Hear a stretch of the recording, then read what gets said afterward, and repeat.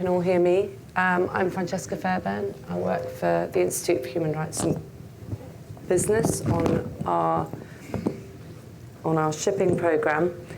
And as Neil said, we've heard a lot in the last couple of day or so, and generally about corporate due diligence in terms of the workers who make the product, who get the products, who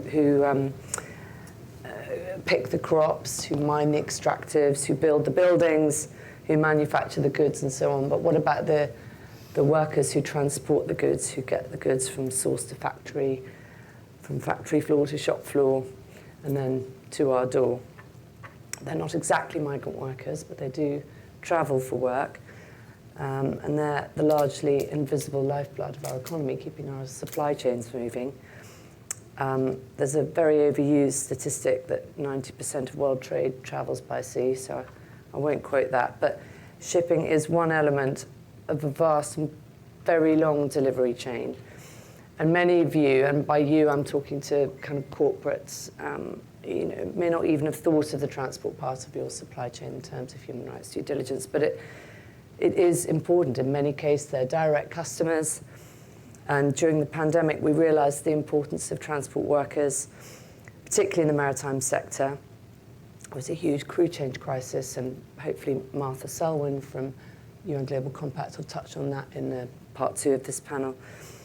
But since then, the shipping industry, big brands have started to look at human rights due diligence in terms of their transport. IHRB, together with the Sustainable Shipping Initiative and the RAFTO Foundation, produced a code of conduct for delivering on seafarers' rights. There's a card on your tables with a QR code for that, which you can have a look at after. And there's a self-assessment questionnaire that goes with that. And again, Christopher Saunders from RightShip will talk about that in part 2 of this panel in terms of human rights due diligence.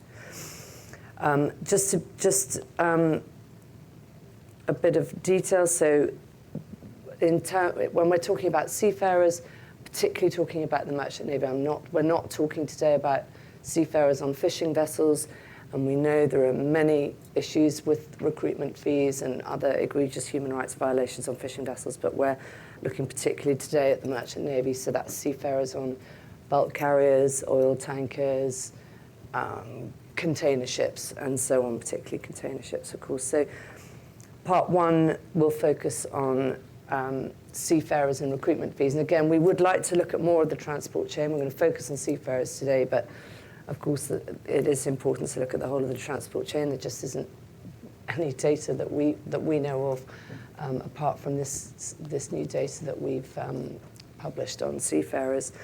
And then part 2 will look at human rights due diligence options for companies and opportunities for governments and port state controls, etc., to improve the situation. And part 2 will be moderated by the multi-skilled Bonnie Ling here, who's on questions for part 1. So what are the risks? I'll just quickly introduce the panel. So on the right, speaking from London, is Mark Dickinson. Hi, Mark. Can you hear me? Excellent. Mark is General Secretary of Nautilus International, which is a maritime union, represents 20,000 mariners. Mark, I think, first went to sea at 16. He was involved in the original drafting of the Maritime Labour Convention, which is the piece of legislation, and Mark leads on the Seafarers Representatives Delegation in negotiating improvements to that convention, and we'll come back to that in a second. Here on my left, Isabel Rickmers, speaking from Germany. Can you hear me? Yes, good. I hope we'll be able to hear her in a second. Isabel is founder and CEO of Turtle, which is a maritime recruitment platform. It connects seafarers and shipping companies, and crucially, it doesn't charge worker recruitment fees. So it's the employer pays principal model. And here on stage, on my left, is Ben Bailey. Ben is Director of Programme at the Mission to Seafarers, which is the predominant global charity supporting seafarers around the world. And Ben can give you some more figures when we come to him, but supports seafarers in over 200 ports,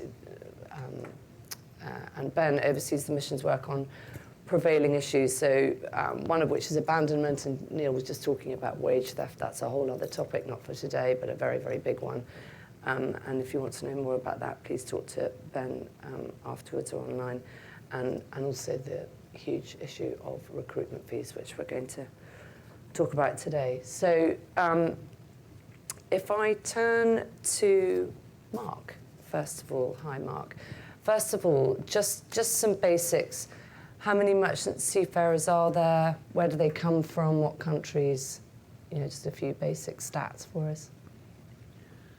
Thanks, Francesca, and good morning, everybody there in New York. Sorry I couldn't be with you, but very pleased to join this really important forum and make my humble contribution. So, according to the ILO, Francesca, there's about 1.6 million seafarers globally. Predominantly, they would come from what we call the labor supply countries. The Philippines, India, Indonesia, China, Russia, Ukraine would be the most predominant. 20% of the global labor market in seafaring is supplied by the Philippines alone. So that's the sort of scale. You're talking probably about 70,000 merchant vessels engaged in international trade. Yeah, thanks. I'm just going to occasionally refer to a company called Klaveness, who unfortunately couldn't speak with us today, but they are a Norwegian ship operator. And I was speaking to Torbjørn Ida, who works for Klaveness, yesterday. And like many ship operators, they recruit their seafarers mainly from Romania and Philippines. And generally, seafarers tend to come, as you'll all know from your other work, from countries where the charging of recruitment fees and corruption is generally more widespread. Klaveness gets around that by round the issue of recruitment fees by owning their own agencies for recruiting their crew, but we'll come back to that. So perhaps, Mark, you could just talk to us a little bit about the Maritime Labour Convention and what the law is regarding the charging of recruitment fees to seafarers. Okay, thanks again, Francesca. So, look, shipping has always been special, and I don't say that simply because I'm an ex-seafarer and one tends to think about one's own industry and career through probably rose-tinted spectacles, but it is a global industry, and it's always been at the forefront of international standard setting under the auspices of, primarily in this field, we're talking about the International Labour Organization. So there is a whole range of instruments that have been adopted as far back as in the early days of the ILO. So 1920 is probably the first convention that was adopted for seafarers. But most importantly, and this is the point of your question, in 2006, all of those instruments that have been adopted through tripartite discussions in the ILO were consolidated into one convention called the Maritime Labour Convention. A lot of work went into that. It took the best part of 10 years to get to the point where it was adopted. But it was adopted in 2006 and it entered into force in August 2013. It's been ratified by 102 countries. The last time I checked the ILO website, representing 97% of the world fleet. So it's pretty well the standard. It's adopted by pretty much everybody who's serious about shipping, whether that be from the flag state perspective, a port state, or a labour supply perspective. And it's sometimes often referred to as particularly by the seafarers themselves, the Seafarers' Bill of Rights. It's also, sorry, Francesca, you wanted to ask another question? Well, just perhaps for people in the room and online who may not understand the difference between a flag state and a port state and what that means, just very, very quickly explain. I know it's hard to explain quickly. So a flag state is where the ships are registered, because every ship has to be registered somewhere. And port states are the countries where the ships visit. And they're important, obviously the labour supply states are the countries where the seafarers come from. So a flag state is primarily responsible for what happens on ships registered in its territory. So in my own case, I'm from the UK.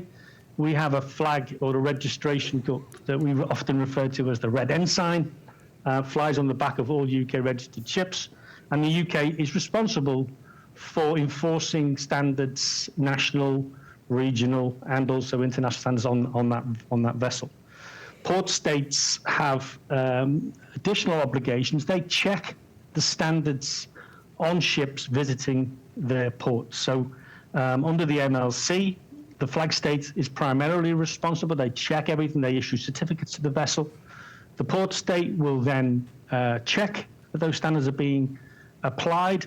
And interestingly, under the Maritime Labour Convention, the port state has an obligation not just to check the ships of countries that have ratified the convention, but also apply the same standards under a no less favourable treatment provision to ships that have not registered or not registered in a country that has ratified the convention. So the goal there is to establish a level playing field and apply the standards, the minimum standards, to everybody with the same force. I mean, we know for sure that there are states that are referred to as flags of convenience, right, where a shipping company might choose to have its vessel flagged under that state because they indeed advertise that they will put less pressure on you in terms of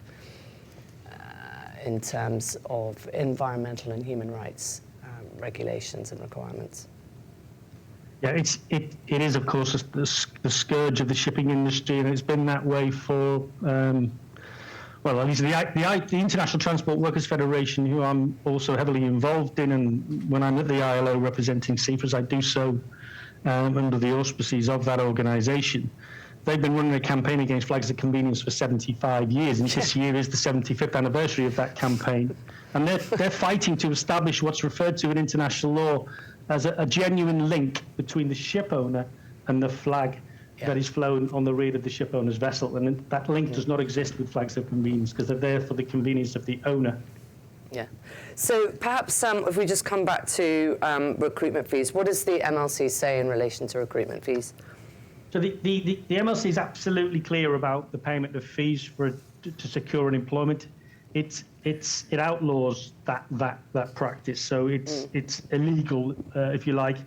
There is a very clear provision that no fees can be paid for jobs, and I know that that's comparable with the broadly comparable with the employer pays principle that applies to shore-based workers. I think that the difficulty, and if I may just elaborate a little, the difficulty I think with the MLC is that it codifies long-established practices where the seafarer themselves, as a maritime professional, is responsible for their own documentation to establish their qualifications and their competence and their medical fitness. So it is possible under the MLC to charge a fee for a medical certificate. The seafarer has to have a discharge book. That's where their service on the vessel is recorded. So they have to have those, and the administration in their labour supply country, in their home country, would charge for that. They have to have a passport. Under the MLC, the employer must cover the cost of visas, but as I say, there's the possibility that the seafarer would have to pay for the certificate, their own passport, the discharge book, and indeed also under another convention, an identity document, which isn't compulsory but is increasingly becoming necessary to establish your bona fide credentials as a seafarer. I think. Sorry, Francesca. Well, I was going to say we'll come back to. I mean, those in the room and probably many of you online will know about IHRB's micro programs debt burden graphic, where it shows all the things that can sort of sit under the umbrella of recruitment fees, and we'll talk about that a bit more when I talk to Ben Bailey. But perhaps just before I move on to Isabel, I could just ask you, Mark, to just tell us a little bit about the work that ITF, the International Transport Workers Federation, has been doing in relation to recruitment agencies illegally charging fees to seafarers. Two things I think it's really important to highlight, and these are fairly new initiatives, relatively new initiatives, and they are responding to the ITF's experience, which incidentally very much chimes with the research that the Turtle has so fantastically produced. So the first one I'd mention is there's the ITF Ship Be Sure project, which is a website where seafarers can go. They can report employment scams. They can report agents for charging fees. And they can also secure advice on employment and contract advice. I have to say that I'm pretty, I wouldn't say I'll be 100% confident, but one of the best ways in which a seafarer can protect themselves from being scammed or from being charged illegal fees is to secure employment under a collective bargaining agreement signed by an ITF affiliated union. That's an outrageous plug on behalf of ITF and ITF affiliates, but I'm absolutely clear that is the best way to protect a seafarer. Make sure they sign an agreement which is linked to a collective bargaining agreement, and then you've got somebody to turn to. So all of that information and all of that advice and the ability to report is on the ITF Ship Be Sure website. And a new initiative, literally just announced this first quarter of this year, is the Seafarers Breach of Rights Index, which the ITF is basically going to call out this bad behaviour and name and shame the employers and the crew agents who breach seafarers' fundamental rights. I could say so much more about that, Francesca, but and I'm happy to send links to anybody that wants to access information on those two ITF initiatives. But they're really evidence that the ITF is prepared to get its shoulder behind, calling out these unacceptable practices and empower seafarers and support them to make a difference. Yeah. And for those of you who don't know, I'm sure many of you do. The ITF is a transport workers federation, so it covers not just seafarers. It represents, I think, 40 million transport workers, and it has a very active inspectorate that goes on board ships and does a lot of work around recruitment fees as well. Okay, thanks very much, Mark. We'll come back to you. I'd like to move on now to Isabel. So in April this year, IHRB, together with SSI, Sustainable Shipping Initiative, published this research briefing on seafarers and recruitment fees based on data provided by Turtle, which uncovered widespread illegal charging of recruitment fees among seafarers. So, Isabel, I'm hoping that your presentation is going to come up. I just need to find the clicker. Did I leave the clicker on the table? I did. It's on these ends. It's on both ends. Oh, yes. So it is. Okay, so it's up. Sorry, I thought you might be able to see it. But, yeah, so here we go. We've got slide 2 up, which is yeah, I see it. It's all good. Oh, you see it. Yeah, thank you very much. Good morning as well from Germany. I'm in Munich, and I couldn't join either. But yeah, thank you very much for inviting me and for contributing. So a very brief anecdote to how we came actually to this report is that, as Francesca said, we are a startup. We connect directly seafarers with shipping companies. I have to say that my background is in shipping, so I work in shipping since 2010 in a ship management company. I was also managing director, so I'm very much I know all, let's say, operational structures. I know also how how to recruit, or how the typical recruitment works. It's through the local manning agencies that we also use. And as Mark greatly outlined, this charging of recruitment fees to seafarers is illegal. And as per my opinion, before then, I didn't even think this would be a big problem. I have to outline that. So when we set up this platform 2 years ago, or actually 2.5 years ago, I heard actually through my colleagues that they reported seafarers asking how much it would cost. And that actually rang a bell. And then we said, okay, maybe we need to look into that. We teamed up also with the Maritime Anti-Corruption Network to get some support from there. And then we initiated first a smaller survey and then a larger survey across our database, which at that point consists 80,000 seafarers. And we got in total 5,000 respondents on the first question, which was whether they experienced any kind of corruption in connection to recruitment process or while working. And there we found that, as also Francesca said, nearly 40%, so 39% said yes. And that the type of corruption was greatly connected to manning agencies, local manning agencies, where they paid fee to, which is strictly illegal. There's no gray zone about this. If you pay for getting a job, this is simply not. This is not as per MLC. So we found that. The weakest part is actually for the seafarers. It seemed, according to our survey within recruitment, and the parties charging are the local manning agencies. And then there are also, different further topics where the agents could charge, which is, for example, fake jobs. So you tell the seafarer, well, I have a great job for you, but you need to do some advance payment, and then, a few days later, the job is not there anymore.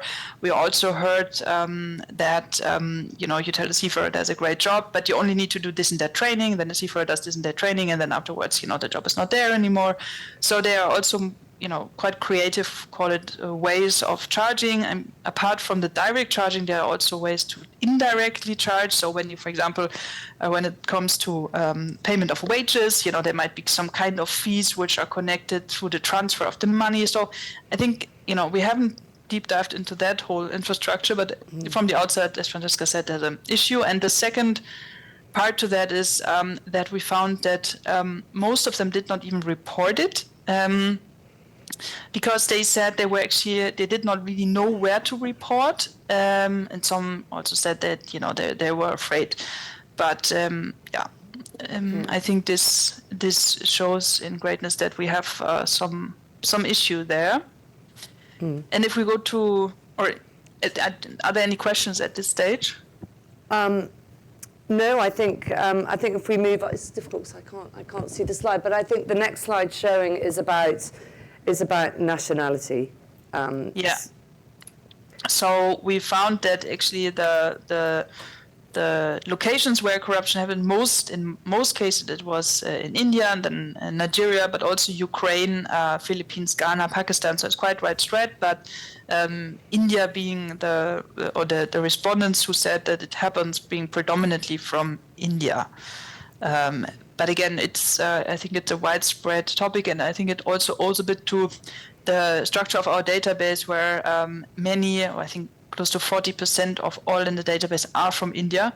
So there's a natural, kind of divergence in that. But so Ukraine, also to mention, a very current case. I was talking to a potential customer from Greece, and then they reported about their current agency setup, and actually said that they stopped relationship with one Ukrainian agency because they found after a while that they had diverse practices to charge the seafarers, be it keeping, especially the ratings, so for everyone it's like the lower ranks. And there it was clearly keeping part of the wages. So from a 6-month contract, it cost 2 months to get this contract, so they kept the wages.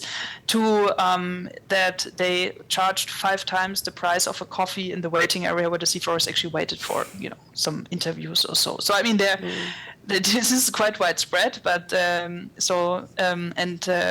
we will also further investigate on that. But it seems to be, hopefully not, but a bit of tip of the iceberg here that we need to look into. I mean, I'll come back to kind of, again, other things that sit under the umbrella of recruitment fees when I'm talking to Ben, and of course, this survey, if you want to be strict about survey sampling, it was a self-selecting sample, but by any statistical measure, this is a very significant result, right? 5,000 people, and as you say, Isabel, there are a lot of Indians there, possibly because there are a disproportionate number of Indians on the database, but then perhaps they're attracted to Turtle because they're one of the few recruitment platforms that do offer the employer pays principle, so not having to pay for fees for jobs. So, but just before I move on to Ben, I just wanted to ask you, and in reference to some conversations that we were having yesterday, we had James Malik of Proforce on stage, who was talking about his viable, successful business model based on no worker fees. I mean, it almost seems like a sort of silly question to ask as the answer is so obvious, but is the responsible recruitment model a viable one in shipping, given given how prevalent the illegal charging of recruitment fees is. So perhaps you can just talk about Turtle a little bit more in that context, its rate of growth and so on. Yeah.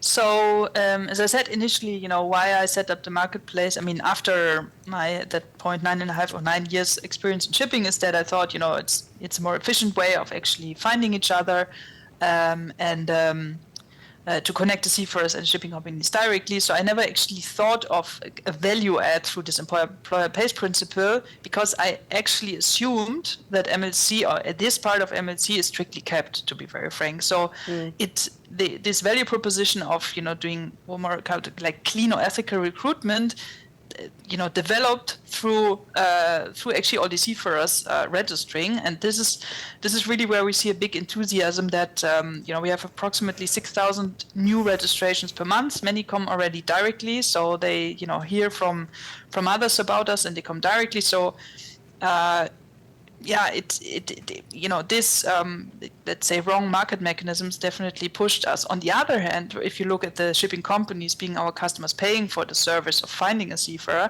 I don't really see that they appreciate this specific part given, because if you talk to them, it is more a matter of they say, well, yeah, it's somehow happening, but it's not happening with us. Because also, they, same as we had in my former companies, you have an audit.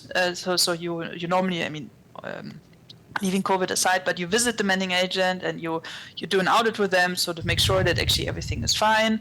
But and no one would assume that this kind of things happen. So I think there's a bit of distortion. So the seafarers value it a lot, and I think this is also a key driver for many to register. On the shipping company side, they appreciate having this global reach database.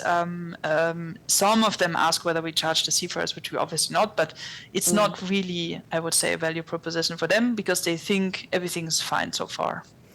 Yeah, and I think just going back to what you said, you assumed that this wasn't a problem because, and I think that's the case within the shipping industry and within customers of the shipping industry. So brands who maybe have annual contracts with shipping companies, or charterers who maybe charter entire ships, so they have slightly, for an amount of time or a voyage, a slightly different relationship with the ship owners. But there's an assumption, they follow the law, they follow the Maritime Labour Convention, therefore this isn't a problem. So, and that is an assumption that is being challenged by research like this. There are a couple of charts that I will flick over in the next sort of minute or two, just with quotes of some of the seafarers, but there are hundreds of other quotes, and you can find more in the briefing. And for those of you here, on the table, the cards on the other side, there's a QR code for that briefing, and in a minute or two I'll pop that up on the presentation, so that those of you online can get direct access to it as well, although I believe it's also on the event portal.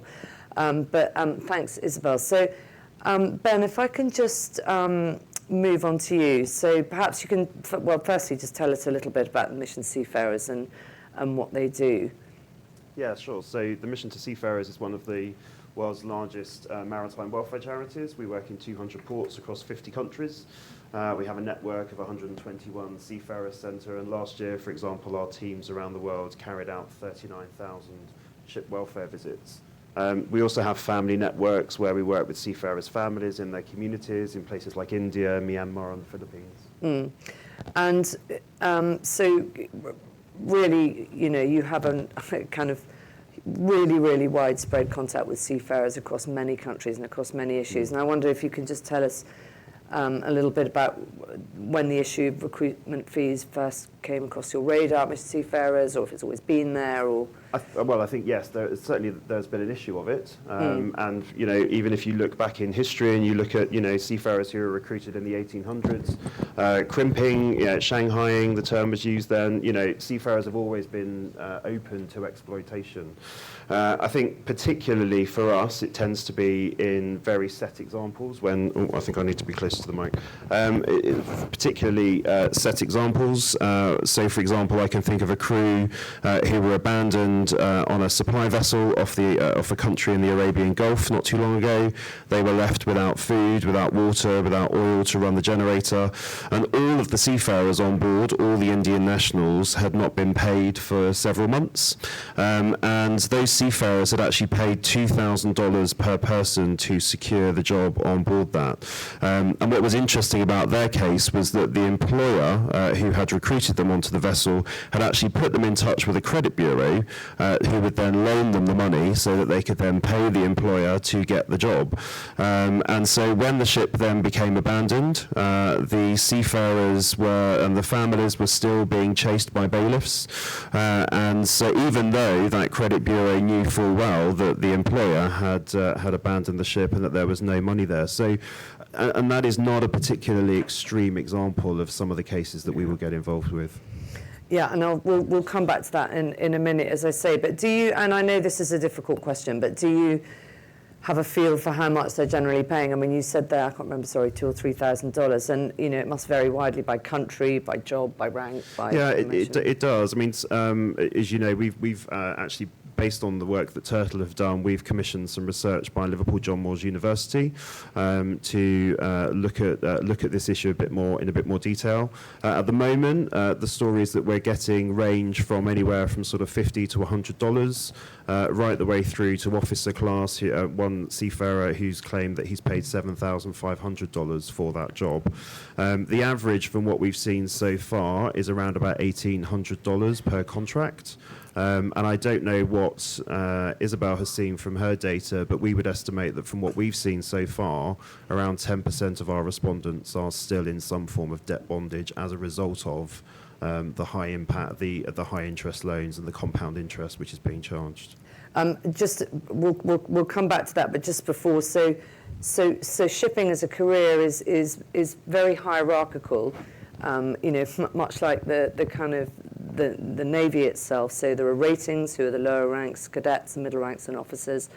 Higher ranks, obviously, and the Turtle research I think showed that recruitment fees were being 45% was reported by officers. So it is across, and presumably that may be for promotions or I'm not sure, but it is across the board from bottom to top. And I don't know. We'll have to do more research to work out how the fee structures are generally spread across that. But so just in terms of, and I'll come back afterwards to how these debt burdens impact seafarers and their families. But first, I could just talk to you about what form recruitment fees can take. Now, you talked there about loans, and Torbjörn, who I was talking to yesterday, he said that there's a sort of system within a system of crewing agencies and less reputable shipping companies loaning money to seafarers, say perhaps enormous, not an advance on your salary, but enormous advances on loans before you even start paying. So, and then you all know the patterns, right? It starts off being 10% a year, then it's 10% a month, then it's 20%, and so on. And then before you know it, you've got a debt that's many, many times the amount you originally borrowed, and you can't leave that employer until you've paid it off. And Torbjörn gave several very difficult examples of that.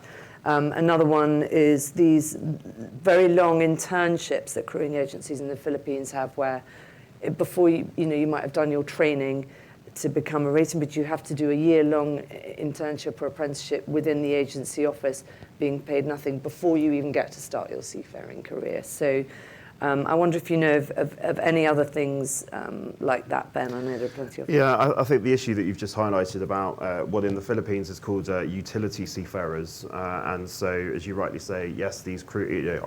I would hesitate to call and be reluctant to call it an internship. Many of them will be living in dormitories, seafarer dormitories in Manila. Many of them will actually be living under quite a lot of fear for their employers. Some of them will even be subjected to physical abuse. We've dealt with many seafarers who are utilities who have been there. But the basic premise is that they take on the role as a gopher in the office. They will be required to go to places like Luneta Park in Manila and find seafarers and fix them up with jobs with certain companies, in the hope that at the end of their time they may be given a contract, but there is no guarantee that happens. I mean, certainly from some of the stories that we deal with seafarers, seafarers tell us that when they go to get a job, they will then be told, well, actually, you need to pay this additional recruitment fee because otherwise your application will go to the bottom of the pile. And therefore you won't get it. Another seafarer from India told us, and it's always anecdotally, we thought was the biggest issue was in India and Sri Lanka. Yeah. And I'm glad that this data has highlighted that. But one company took the seafarer certificates to process, as would be a regular thing to happen. But then they were told they had to pay money to get those certificates back, or they would risk being defaced or damaged. And we're increasingly finding seafarers who are saying to us that their documentation is being kept by the agency in a way so as to prevent them from finding alternative employment.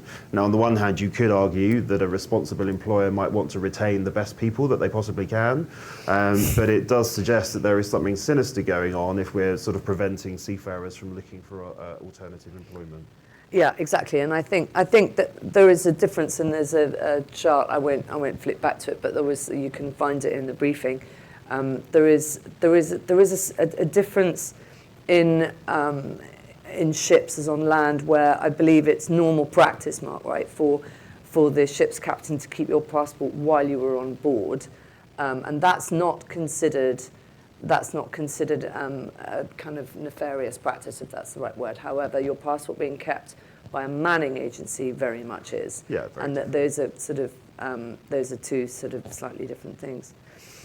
But I guess, and we've touched on this in terms of the impact of debt burden on workers a lot in the last day or so, but perhaps you can just talk about the impact of debt burden on seafarers and their families. Yeah, very much so. So, I mean, somewhere like the Philippines and other labour supplying countries, one seafarer will be supporting up to 14 members of their family, both close and extended.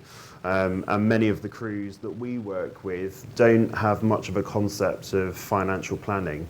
So the idea of saving for a rainy day or pensions or putting some money aside for an unexpected bill just doesn't happen. You know, I mean, I remember one seafarer saying to me that the day before he goes home, he'll get a contact from his family with a whole list of people that he actually owes money to, because the family have taken out loans or they've made promises to members, etc. And so he said he felt like a human ATM.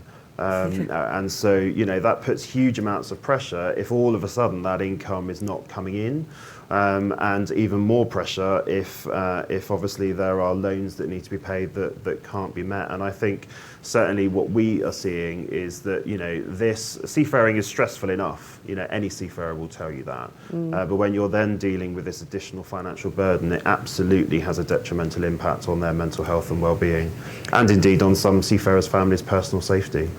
Yeah, I mean, when you talk about it being stressful enough, you know, there's a new clause in the Maritime Labour Convention that Mark negotiated that comes into force, I don't know if it's this year, but he negotiated it last summer, where seafarers are allowed Wi-Fi, not even under all circumstances, but under some. And, you know, perhaps brands doing responsible, you know, looking at human rights due diligence in their supply chain would say, well, why should we supply one element of our supply chain with Wi-Fi, but not the rest of them? But of course, seafarers, they're away from their families for up to 11 months, and of course during the crew change crisis it was more than that. And they might have very little contact with their family if they have to pay for Wi-Fi in order to call home. And indeed, I think I can't remember the name of the boat. It's a Japanese ship called the Wakashio or something. Is that right? Yeah. Where there was an oil spill off the Maldives because it was going close to the coast to try to get Wi-Fi for its sailors so that they could get land phone reception so that they could call home.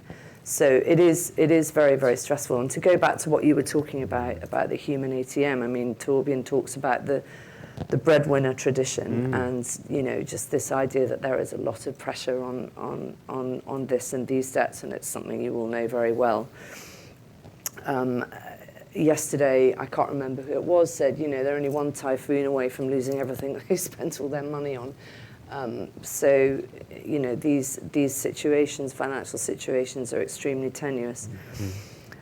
So I guess my last question to you, Ben, is from your work with Liverpool John Moores and so on, what do you think Seafarers' awareness is of the MLC and the kind of illegality of recruitment? Yeah, I mean, what we're seeing from our research and certainly anecdotally from when me and my colleagues deal with seafarers on the ground, I don't think there's necessarily a problem with seafarers understanding the Maritime Labour Convention and what some of their rights are.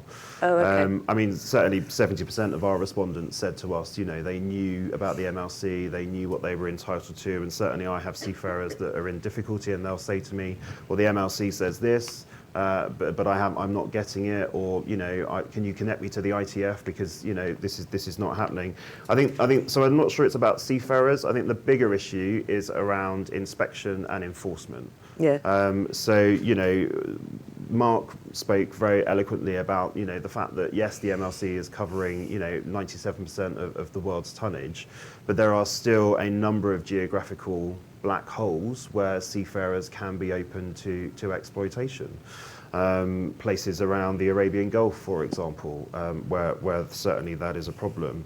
And so you've got these holes where there isn't the coverage, and then also you've got some countries that just simply don't have the resources. They might have ratified the convention, but they don't actually have the port state inspectors to be able to carry out the inspections. Yeah. So that is certainly a big issue. But I would just very, very quickly say that, we're not talking about some of the, the big well-known lines here.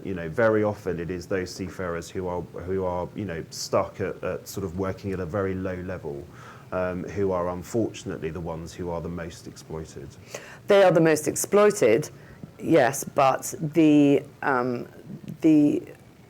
widespreadness, sorry, I can't think of the word at the moment, of the charging of recruitment fees, that will be some of the bigger brands, unfortunately, some of their vessels. And I think, in terms of reporting, a lot of the quotes, I think, Isabel, from the research were, well, what's the point? No one will listen. I'll get into trouble. I'll lose my job, and so on. And those are all sentiments that you've all have heard in your own industries here in the room and online. I wonder. I'll just turn back to Mark and ask him a question, and then perhaps Bonnie, are there any questions coming in?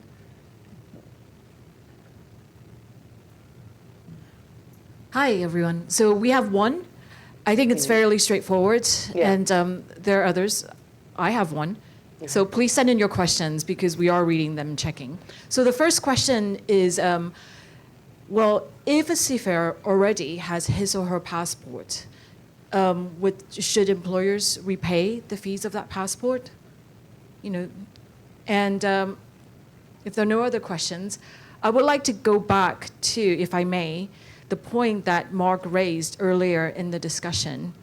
And we had a separate thread on this, so it's a bit unfair, but I think it's quite interesting because Mark talks about certain traditions in maritime that are established where seafarers pay for his or her own book and medical certificate and passport. And we see a divergence of this if we look at the IO definitions of recruitment fees and related cost, a 2019 publication. So in fact, we're looking at possibly two different developments on what is meant by recruitment fees and related costs, one for land-based workers and another one for seafarers. So I was wondering, could you go into some details about this? Are we going to narrow this gap, or are these going to be separate divergent developments in international law? Thanks. Thanks, Bonnie. I'm going to put both those questions to Mark, if I may. But before I do, I think there's just so many elements that make the seafarer's life just unique, as Mark said, and different to land-based workers. So, you know, a seafarer might come from the Philippines, board an Australian boat registered in Panama, in Singapore, take a load of cargo down to South Africa. He will then get off there. The cargo will then go on and be dropped off. For a lot of that, he'll be in high waters, which is no national jurisdiction. He might have gone through various jurisdictions. There are just so many legal complications that make it very, very, very, very difficult. So I'm not sure that it would be practical or worthwhile to converge them together. But Mark, you'll know more about that than me. Sorry, do you want me to come in, Francesca? Yes, please. Sorry. Okay, the sound dropped quite substantially, so I think I got everything that you both said, and I'll try and fashion a coherent response to that. The first thing I want to say that, and this I suppose goes to Bonnie's question, yes, the industry has developed traditions and ways of working which reflect what was special and very unusual about shipping. But today, I think, or recently, since the sort of the real dominance and emergence of globalization, that global economy, and how people recognize that we're all connected and we expect things, we know things come from overseas and arrive the next day. You know, we've got I think there's a lot more sense of how that all hangs together. I think there's less an argument for that, for us to be treated differently. I think that's a good thing, because it says, you know, if in a shore-based occupation, it would be an absolute anathema to suggest that you pay fees to get a job, why should it be different for shipping? There is no case now for treating seafarers. There's less of a case for treating seafarers differently than you would shore-based workers. And I think, you know, your colleague, you spoke to the guy from Klaveness, Torpen, and you know, I get the sense that they would never countenance that. Isabella also made, I think, the same point regards her own experience in shipping, and that's as it should be. Where there are specific requirements needed to address peculiar aspects of shipping, then okay, we need to develop our own methodology. But the established principles that seafarers are key workers, but they're workers, and they have the same fundamental employment and social rights as any other worker, and I think is really, really important. I think that's reflected in the MLC. But we're on a journey. The MLC is just a bunch of standards that's been consolidated. It's minimum standards. And there is an obligation in the MLC to continuously improve those standards. It's not static. We establish a level playing field. The quid pro quo for the level playing field is continuous improvement in the minimum standards of seafarers. And that's the journey we're on. The MLC's been amended 3 times already. Thank you for mentioning that, Francesca. And, you know, we'll be back in the ILO in Geneva in 2025, and I can guarantee this issue will be on the agenda. And I'll thank Isabella and Turtle for the work they've done, because it provides us with the context for changes. So, you know, I think it's really important. Somebody mentioned in the introductory comments, and I was listening very carefully, the word collaboration was mentioned about 4 or 5 times.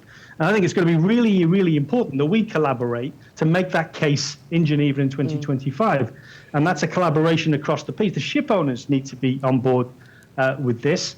The flag states need to be on board. Of course, the port states need to be on board. Cargo owners as well, they can play their part. They can ask the question.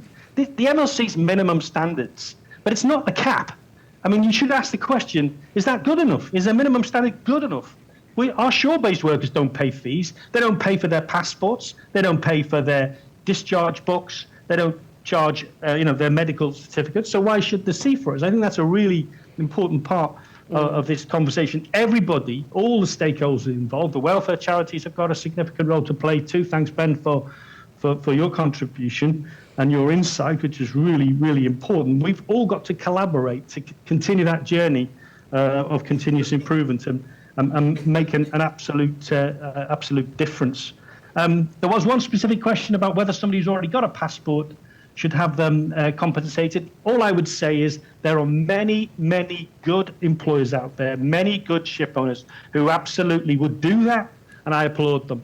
I have never been charged for my passport, or my discharge book, or my identity card, visas, or my medical certificates. They've always been paid for by my employer when I was at sea and now on the shore. So it's important to reflect on that. There's a nasty underbelly in the shipping industry, and they will always exploit people, seafarers and others. They're not the majority. These statistics from this research are pretty shocking. They caught me by surprise, and we have to deal with it. We have to deal with it determinedly. It starts with the flag states. But let's not forget there's plenty of good ship owners out there who will pay all those costs because they recognize that it's the right thing to do, not to differentiate between shore and sea. And it's what good employers would do. You require them to travel. They need certain documentation to do that. You would not automatically seek to cover it, and we should recognize that. Thanks. Yeah, I'll just go around and ask a question to each of you before I finish off. And we may finish off a bit early, but that's more time for that delicious breakfast. But so, we're obviously focusing today on the issue of recruitment fees. This is a global forum for responsible recruitment. There are, of course, a lot of other, human rights risks that seafarers, merchant seamen, that they face, and we touched on some of them. Abandonment, that Ben talked about. Lack of shore leave, which has been an issue for many years, but was exacerbated by the crew change crisis, and in some ways hasn't really corrected itself. So, many years ago, you might have gone to sea to see the world, and now you don't. You see your cabin, and you might queue for a week to have your cargo unloaded. You might have an hour and a half on shore where you possibly have a chance to visit a Mission to Seafarers chaplain to talk about issues, and then even if that, in some cases, depending on what terminal you're in, and then you're back out to sea again. I mean, those are just two. There are a lot of them are covered by the Maritime Labour Convention. Those that aren't are covered by the Delivering on Seafarers' Rights Code of Conduct, which we kind of call MLC++, and do have a look at that. And I think part two of the panel will talk about what human rights due diligence opportunities there are. But just before we go to a break, I guess to each of you, and Mark, I'll come to you first. What sort of 2 or 3 measures do you think, and do you think you do want to see ship owners, operators, and importantly for this audience, I think, container cargo owners taking to reduce the risk of the illegal charging of recruitment fees? Well, look, I think you've touched on what I would have highlighted, and that is the importance of human rights due diligence in the supply chain, asking the questions up and down that supply chain of what conditions the seafarers on the ships that are being used to facilitate the movement of those goods, raw materials, finished products. That's a really, really powerful conversation. ESG, particularly the S. The environment is getting talked about an awful lot. Governance has also been talked about a lot, but the S is still being framed, I think, in the conversation. I'm not sure that everybody. I'm a trustee of a number of pension schemes, and the investment managers throw ESG about demonstrating how they're complying. And I say, well, can you tell me more about the S? And they always stumble. They think, okay, we'll make a donation to the Missions to Seafarers, and that's S covered off. That's a good thing to do. That's a very good thing to do, Mark. Yeah. I'm going to say, if they do, Ben, I'm sure you'd be pleased about it. But when they use it solely as a way of demonstrating that their social conscience has been satisfied, I get very riled. Yeah. And that has got to be something that's fleshed out. But the ship owners and the unions, when they talk together at the ILO, we pretty much can get through the amendments that we want. So we need the support of the ship owners to enhance those standards. And finally, you said 3, so just give me one more minute. Flag states, that's where it all starts. They are the top of the pinnacle. They have to enforce and implement the standards that exist today. They've also got to work with us to improve those standards. We need to eradicate fee charging in whatever way it manifests, those employment scams or those innovative ways in which they cheat, poor, unfortunate seafarers. That we've got to double down on that, and they've got a key role to play in this. Thanks, Francesca. Thanks, Mark. And Ben, if you were to say 2 or 3 things that you'd like to see companies and shipping companies and their customers. Yeah, I think Mark has very eloquently summed it up. It does start with flag states. We do need to see much greater transparency. So, there are port state control lists which are publicly available, which talk about the number of times a ship has been arrested. But actually, those should be extended. We should, in an ideal world, I think, maybe a seafarer should have his own or her own individual IMO type of number, where actually that international record follows them around the world. With transparent data about the number of times that they may well have been exploited, so that we can actually do something about that.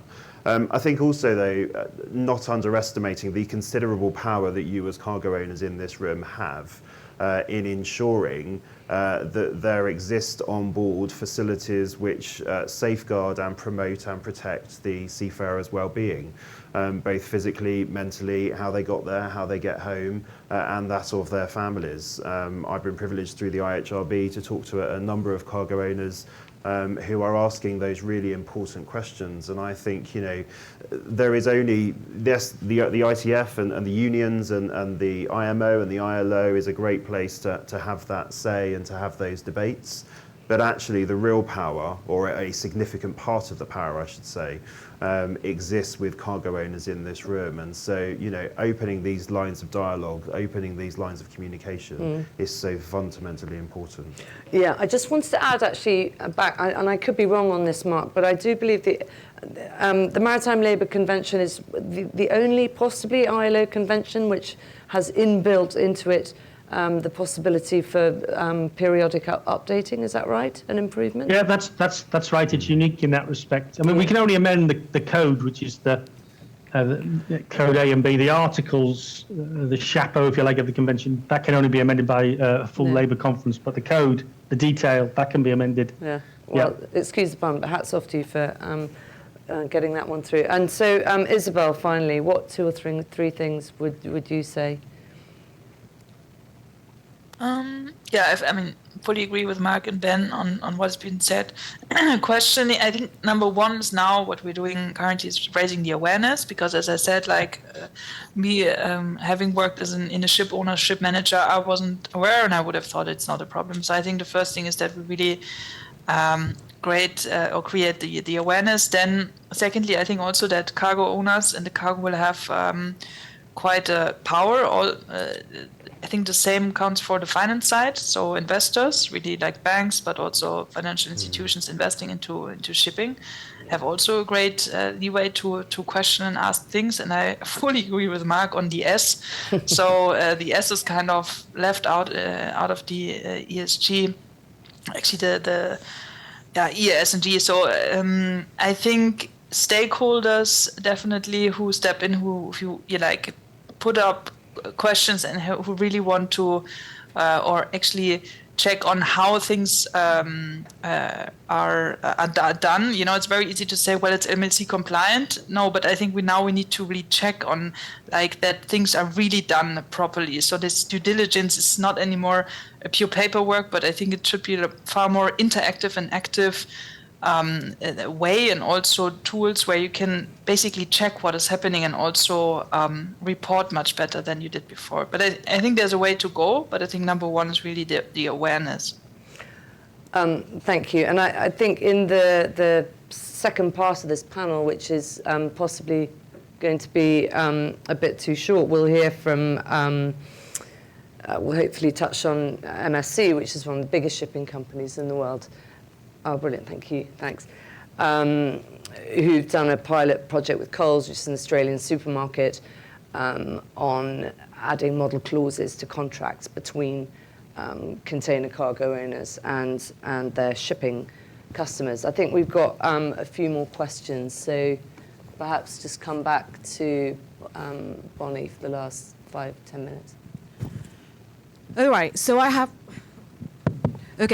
the next block of 3 questions, and Also, there are a lot of questions, I think, that will come quite well with the next session. Brilliant. So I don't want to give you all the questions because I have No, to chair the I think next I one. think that's right. Yeah. Okay. So for the next three, I think there's one looking into the details of recruitment fees in the shipping sector. So perhaps this is a very good one for Turtle. So questions like who's charging? Is it the ship owners or is it the agents? And who's paying for training fees? Yeah. And then there's a question about, are there any positive examples? Are there shipping companies or anyone that stands out in your mind who is receptive to the employer pays principle? So we want some positive examples. And then there's a question about the nationality of the seafarers themselves. Are there different regulations? On a boat, you have people working from different nationalities. How does that affect your push for responsible recruitment? And there's one that I want to get in. I think it's really good for Ben, which is we have one participant who's asking the question of, well, which one is more important to the seafarers in your experience? Is it employer pays principle, or is it better and safer working conditions on the vessels? Thank you. Okay, thanks. Thanks, Bonnie. So I guess we'll just come, Isabel, if you could answer that first question. Who's doing the charging and who's paying for the training, or who should pay for the training? Yeah, so that was also one part of the question was who exercised actually the corruption, or who asked the question. And number one is the manning agencies, so it's the local manning agencies, but also there are other mentionings from official authorities, port state pilot, harbor masters. I mean, that was more in the course of not specifically on the recruitment part, but during the working. Medical practitioners, I think this is also something which I also heard. So when you do your medical, you pay something on top in order to have it like the clean one, or also training institutions. So there are, I think number one is manning agencies, but there's also some other institutions around recruitment or on the operations. It's not the owners themselves. So normally the way is you have the owner, whether the one, actually there's a kind of HRC department, and they have a demand and they go through the local manning agency, and the local manning agency then connects with the seafarers. So it's there where the charge happens. Yeah, and I think Klaveness, and apologies if I said this towards the beginning, I can't remember, but Klaveness gets over this by owning its own recruitment agencies in Romania and the Philippines. So I guess the positive examples question, I might leave that to the second panel, and any of you, that is about human rights due diligence, and so get your questions in early because it's a shorter panel, and I imagine that's where the questions will be. In terms of how to go about it, but if I could just put that question to you, Mark, about nationalities and how that works. Yeah, well, my experience and talking and communicating with the ITF in the run-up to this session, just to make sure that my sense of this was correct, is that it absolutely chimes with Turtle's findings, actually. It's absolutely rampant in India, the charging of fees, and I think the stats bear that out in the Turtle research. Ukraine was also mentioned, and Bangladesh in terms of sort of the top three. And again, I think the stats bear that out. In the spirit of being brief and allowing time for other questions, I think I'll leave it there unless there's any follow-up.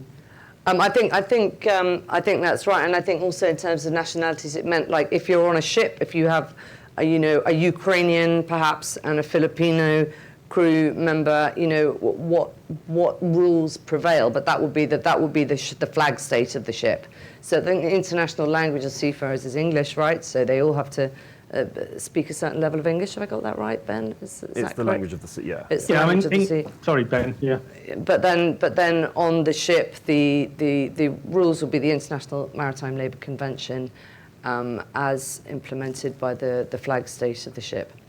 Yeah. And then, Ben, to you before we wrap up, what do you think is more important, employer-based principle or safer working? I mean, why should it be an either or? Well, really? exactly. I mean, you know, we run something called the Seafarers Happiness Index. Wow, I've been clapped by the union. That's brilliant. That's almost a first. I'll buy you a curry the next time, Mark. We run something called the Seafarers Happiness Index. It's a quarterly barometer of how seafarers feel. We ask them the same 10 questions. It's a self-selecting survey. But that gives us a pretty good indication about how seafarers are feeling at any given time. And we ask them things about shore leave, etc., and how they feel about training and other issues. But the overriding feeling and the overriding thought that constantly comes back from that is that seafarers want to feel respected in their workplace.